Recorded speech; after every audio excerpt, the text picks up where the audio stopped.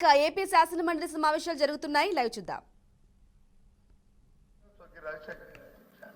ఏదైతే ఈ తాలూకా వద్దండి, దాంట్లో ఈ తాలూకా వద్దండి, అడిగిన ప్రశ్నకి సమాధానం అక్కడికి వచ్చా అధ్యక్ష.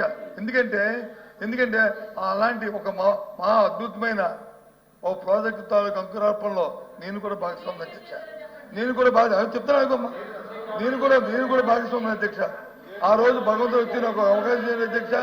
ఆ శంకుస్థాపన కార్యక్రమం నేను కూడా వద్దంటే మంత్రి గారు చెప్పండి అధ్యక్ష.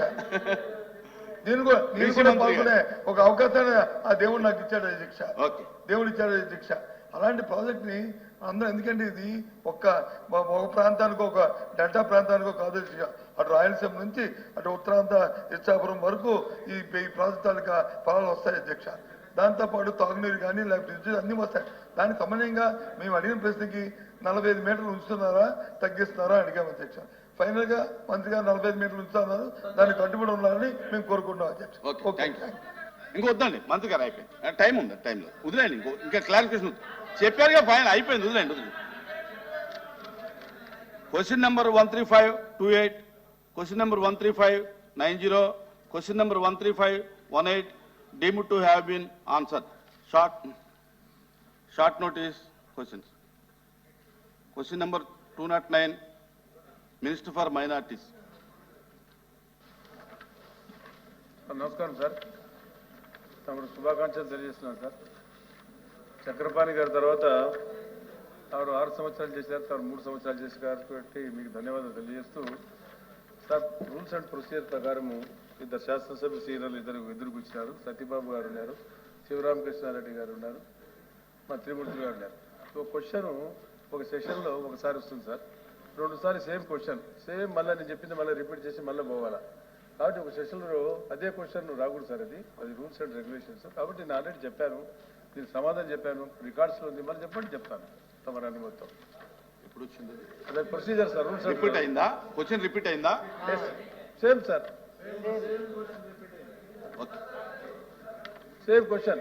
కూర్చోండి, మీకు అనుభవం ఉంది, కూర్చోండి సార్. చెప్పండి చెప్తా సార్, చెప్పండి చెప్తా సార్. తమరు అనుమతితో తమరు చెప్పండి చెప్తా. బ్రీఫ్ గా చెప్పి సార్, ఏ ప్రశ్నకు సమాధానం బ్రీఫ్ గా చెప్పి. అవునండి, 2020-21 సంవత్సరం నుండి విజయవాడ కంపార్ట్మెంట్ పాయింట్ నుండి వెళ్ళే హాజీలకు మా ప్రభుత్వం గత ప్రభుత్వంలో ఫైనాన్షియల్ స్టేబిలిటీ చూసుకొని 30,000 ఆదాయం ఉండేవారికి, 3 లక్షల ఆదాయం ఉండేవారికి మాత్రం 30,000, అంత పై ఆదాయం ఉండేవారికి 60,000 సబ్సిడీ ఇచ్చేవారు. కానీ మేము ఎవరిని కూడా వదిలేసారు. మొత్తం ఎంతమంది పోతారో హాజీలకు హైదరాబాద్ విజయవాడ నుంచి వారందరూ కూడా 1,00,000 రూపాయలు ఇస్తామని చెప్పడం జరిగింది. అది 1,00,000 రూపాయలు ఇవ్వడం జరుగుతుంది అని చెప్పి తెలియజేస్తాం సార్.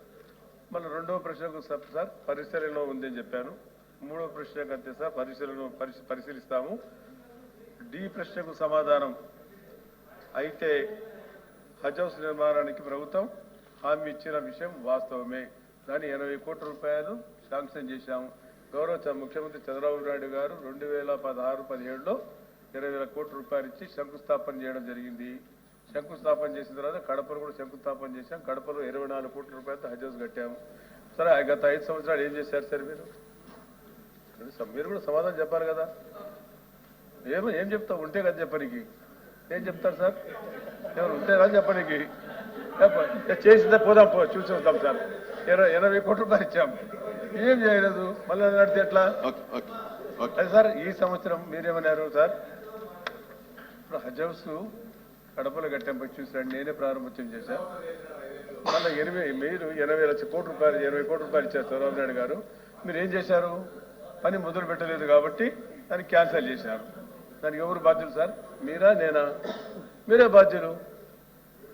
మీరు డబ్బులు ఇచ్చిన డబ్బులు సద్వినియోగం చేసింటే ఈరోజు పరిస్థితి వచ్చేది కాదు. నన్ను క్వశ్చన్ అడగాల్సిన అవసరం వచ్చేది కాదు మీకు. ఇవన్నీ ఆలోచించాలి సార్. సార్, ఇంకొకటి సార్, ఆ డిప్యూటీ స్పీకర్ చైర్మన్ గారు వచ్చారు సార్ నా దగ్గరికి. ఇది చాలా సెన్సిటివ్ పాయింట్ సార్. గౌరవ సభ్యులు కూడా, కాంగ్రెస్ సభ్యులు కూడా, వైకాపా సభ్యులు కూడా వినాలా. ఆమె డిప్యూటీ చైర్మన్ సార్, తమరు ఆమె రిస్క్ రావాలా సార్? ఆమెకు ఎందుకు సార్ గన్మెన్ విత్డ్రా చేశారు మీ ఆ ప్రభుత్వంలో? 1.5 year నుంచి ఆమె గన్మెన్ తిరిగారు. ఏం ముస్లిం లేడీ ఉండకూడదు సార్ ఆమెకు? ఆమె సెక్యూరిటీ వేయకూడదా? ఆమె నన్ను వచ్చి లోకేష్ బాబు పోయి అడగాలనా? 1.5 year. ఇవ్వలేదు సార్, ఎందుకు క్యాన్సిల్ చేశారా సార్ ఆమెకు? సమాధానం చెప్పాలి కదా సార్, మీరు కాదు చెప్పాలా? ఎందుకు క్యాన్సిల్ చేశారు సార్? ఆమెను తెలీదుగా, చెప్పలేదు. సెక్యూరిటీ లేదు సార్.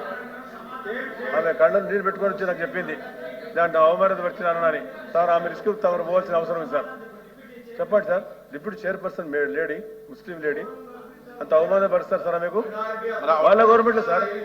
సార్ మీరు చెప్పే వరకు కూడా ఆ విషయం మాకు తెలియదు. మరి సార్ తమరన్న రిస్క్ ఆవిడ రావాలి సార్. చెప్పాలిగా. అన్యాయం కదా సార్. ఆవిడ చెప్పాలి కదా సార్ సంవత్సరం 1.5 year సార్. బాగా లోకేష్ బాబు గారిని మమ్మల్ని వచ్చి అడిగినాం గన్మెన్ లేకపోవడం ఏంటి? సార్, తమ రిస్క్ తీసుకోండి సార్, తమ రాష్ట్రం తీసుకోవాలి సార్. రాసిమ్మనండి, సార్ రిటర్న్ గా రాసిమ్మనండి.